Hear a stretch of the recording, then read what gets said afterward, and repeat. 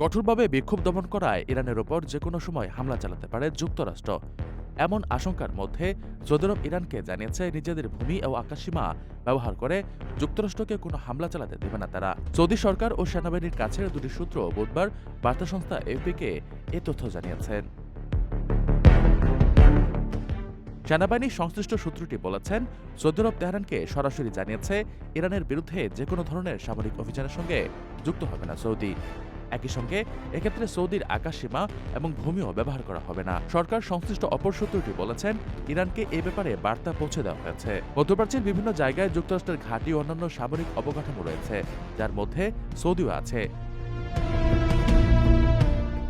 ইরানের এক কর্মকর্তা এর আগে জানিয়েছেন, যুক্তরাষ্ট্র যদি ইরানে হামলা চালায় তাহলে মধ্যপ্রাচ্যে থাকা মার্কিন ঘাঁটিগুলোতে পাল্টা হামলা চালানো হবে। এদিকে যুক্তরাষ্ট্রের সতর্কবার্তা আমলে নিয়ে বিক্ষোভকারীদের হত্যা কিংবা মৃত্যুদণ্ড কার্যকর করা বন্ধ করেছে ইরানের সরকারি প্রশাসন। মার্কিন প্রেসিডেন্ট ডোনাল্ড ট্রাম্প এই দাবি করেছেন।